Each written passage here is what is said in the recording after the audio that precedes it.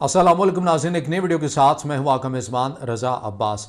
बड़ी तवील खामोशी के बाद अमेरिका के अंदर से ये गवाही आ गई है कि ईरान की जानिब से जो जवाबी इक़दाम करते हुए कतर में मौजूद अमेरिका की सबसे बड़ी एयरबेस को निशाना बनाया गया था, वो हमला कामयाब था या फिर नाकाम था, उससे मुतल्लिक सबूत जारी किए गए हैं। वो तमाम चीज़ें आपके सामने रखेंगे और इसके साथ साथ ट्रंप की जानिब से एक ऐसी स्टेटमेंट दी गई है जिससे ये तासुर मिल रहा है कि यूक्रेन के मामले में अब अमेरिका को कोई दिलचस्पी नहीं है और ये कॉन्फिडेंस आ गया है रूस के सदर पुतिन को, और उन्होंने अपनी पेशकदमी को मज़ीद आगे बढ़ा दिया है।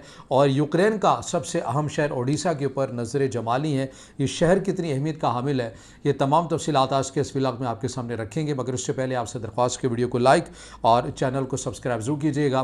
पहले इसी खबर के ऊपर बात कर लेते हैं। ईरान वाले मामले के ऊपर जब ईरान की जानिब से जवाबी इक़दाम किया गया और कतर में मौजूद अमेरिका की सबसे अहम जो तनसीबात में शामिल एक तनसीब है उसे निशाना बनाया गया, और इसके अंदर पहले ये अमेरिकी सदर डोनाल्ड ट्रंप की जानिब से कहा गया कि ईरान का जो हमला है वो बड़ा गैर मौसर था और ईरान ने हमें बाकायदा एतमाद में लेकर किया गया, इसके अंदर कोई हमारा जानी नुकसान नहीं हुआ, हमने पहले ही इस एयरबेस को खाली कर लिया था।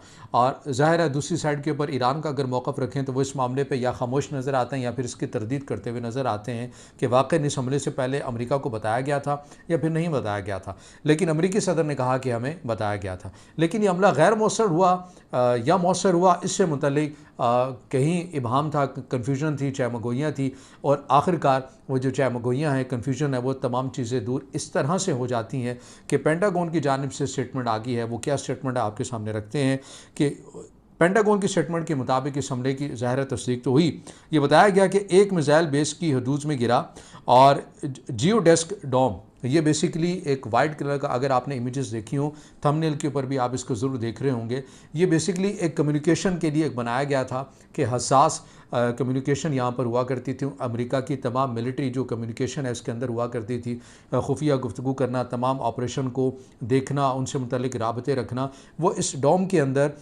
सारी चीज़ें जो हैं वो चल रही होती थी। बड़े एक्सपेंसिव किस्म के इक्विपमेंट भी वो यहाँ पर मौजूद थे। 2016 में इस सिस्टम को इंस्टॉल यहाँ पर किया गया था और बताया यह जाता है कि $15 मिलियन इसकी मालियत थी। और इस पेंटागन के मुताबिक ईरान के इस हमले के अंदर इससे जुज़वी तौर के पर नुकसान हुआ है।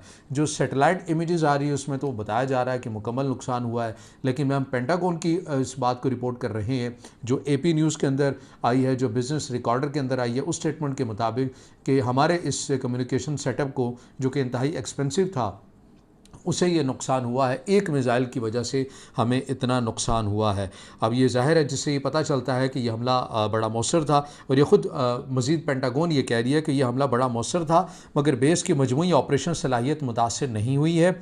ये पहला मौका है जब अमेरिका ने ख़ुद तस्दीक की है कि ईरानी मिसाइल बेस तक पहुँचा और कामयाबी से निशाना भी बनाया। ये पेंटागन के अल्फाज हैं, ये मेरे अल्फाज नहीं हैं, जो AP न्यूज़ के अंदर आए हैं, जो बिज़नेस रिकॉर्डर के अंदर आए हैं। अगर कोई भाई आज़ादाना तौर के ऊपर दोस्त हमारे तहकीक करना चाहें तो वो ज़रूर इसकी तहकीक भी कर सकते हैं। दूसरी खबर के ऊपर हमने बात करनी है यूक्रेन और रशिया के मामले के ऊपर। आपको ये मालूम है कि रशिया की जानिब से जो यूक्रेन के ऊपर जो दोनों ममालिक के माबैन कशीदगी जारी है, अभी तक इसे रशिया की जानिब से फुल स्केल वार डिक्लेयर नहीं किया गया, बल्कि रशिया आज भी कहता है कि हम यूक्रेन के ऊपर एक ऑपरेशन कर रहे हैं, फ़ौजी ऑपरेशन कर रहे हैं। पूरी वार या पूरी एक जंगी जो सूरत हाल है वो अभी तक हमने उसका ऐलान नहीं किया है। लेकिन अब हो क्या रहा है, आपको ये मालूम है कि यूक्रेन के साथ मगरबी दुनिया, अमेरिका उनके साथ इज़हार यकजहती करते हैं। जो बाइडन इंतज़ामिया के वक्त भी बड़ी माली इमदाद भी दी जाती रही, हथियार दिए जाते रहे। अब ट्रंप ने आकर तमाम चीज़ें तब्दील कर दी हैं। जो बड़ी एक हैरान कुन ख़बर है, वो ख़बर जो मैंने आपके सामने रखनी है, जो AP न्यूज़ के अंदर आई है, जो टाइम मैगज़ीन ने इसको रिपोर्ट किया है, जो राइटर्स ने इसको कोट किया। ख़बर क्या है, ये सदर डोनाल्ड ट्रंप की जानिब से कहा गया है कि अमेरिका यूक्रेन को मुफ्त में अब कुछ भी नहीं देगा। अगर नेटो ममालिक यूक्रेन को असला देना चाहते हैं तो अमेरिका से हथियार ख़रीदें। ये अब ख़बर है, इसका हवाला मैं आपको दे रहा हूँ कि AP न्यूज़, टाइम मैगज़ीन और राइटर्स, ये हवाला ये अब अमेरिकी सदर डोनाल्ड ट्रंप की जानिब से कहा गया। यानी आसान लफ्ज़ों में अगर मैं समझाऊँ कि मगरबी ममालिक को कहा गया आपने यूक्रेन की मदद करनी है, आप ज़रूर कीजिए, हम कब इनकार कर रहे हैं। ये मिसाइल हैं हमारे, ये बड़ी ख़ासियत के हामिल हैं, ये हमारी चीज़ें हैं, ये तमाम वो वसाइल हैं, आपने देने हैं। ये हमारे फाइटर जेट हैं, आपने यूक्रेन को देने हैं, ज़रूर दें, आप हमसे ख़रीदें। यानी अमेरिका अपने इत्तेहादियों को कह रहा है कि आप हमसे ख़रीदें, आपने यहाँ वहाँ से ख़रीदना, आप हमसे ख़रीदें और उसके बाद आप यूक्रेन को दे दें, हमें इसके ऊपर कोई एतराज़ नहीं है। लेकिन अब अगर कोई ये कहे कि मुफ्त में देना है तो अमेरिका ऐसा नहीं करेगा। क्यों नहीं करेगा? इसकी भी जो वजह जो सियासी माहिरीन ये बता रहे हैं कि ये पॉलिसी यूक्रेन पर अमेरिकी हिमायत को महदूद करेगी और जंगी दबाव सिर्फ यूरोप पर डाल देगी। साथ ही ये पैगाम रूस के लिए भी मुस्बत इशारा हो सकता है।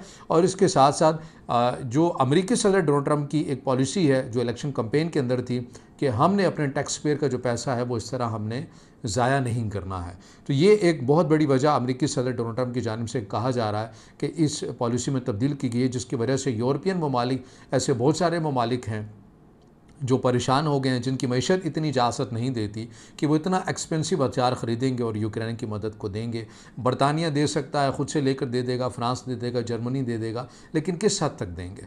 तो ये बहुत बड़ा एक प्रेशर आ चुका है मगरबी ममालिक के ऊपर, ख़ुद यूक्रेन के लिए बड़ी परेशानी का बायस बन चुका है। सदर ज़ेलेंस्की ने हालिया बयान में ये वाज़ेह किया है कि रूस की अगली कोशिश यूक्रेन के जनूबी शहर ओडेसा पर कब्ज़ा करना। अब जब ये स्टेटमेंट सामने आई अमेरिकी सदर डोनाल्ड ट्रंप की, उसके बाद ही ज़ेलेंस्की जो कि यूक्रेन के सदर हैं उनकी जानिब से कहा गया कि मामला बड़ा तशवीशनाक है। ओडेसा चूँकि एक ऐसा शहर, एक पट्टी है जो ब्लैक सी और तमाम यानी समुद्री रास्ते के साथ उसको जोड़ती है, उस शहर को, ये बिल्कुल समंदर के साथ ये वाक़ई शहर है और तिजारती पॉइंट ऑफ व्यू से बड़ी अहमियत का हामिल है।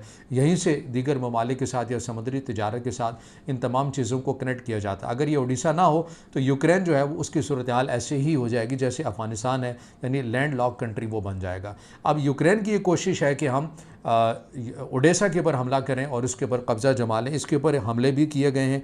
इसके अंदर जो हमले किए गए हैं यूरो न्यूज़ के मुताबिक या रॉयटर्स के मुताबिक कि 2 जुलाई को रूस ने ओडेसा पर मिसाइल हमला भी किया, जिसमें 5 अफराद ज़ख्मी भी हुए, जिनमें 2 बच्चे भी शामिल थे।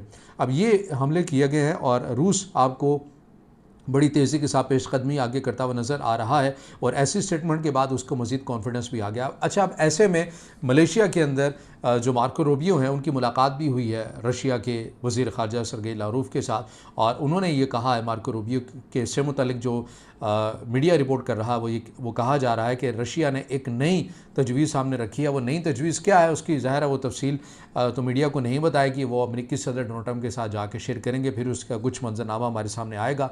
लेकिन अलबत्ता ये रिपोर्ट हुआ कि मार्को रूबियो की जानिब से ये कहा गया कि रशिया कह रहा है कुछ नई चीज़ों के ऊपर बात करते हैं। अब वो चीज़ें कितनी कारगर हैं, इम्प्लीमेंट हो सकता है, नहीं हो सकता, वो तो आने वाला बहरहाल वक्त ही बताएगा।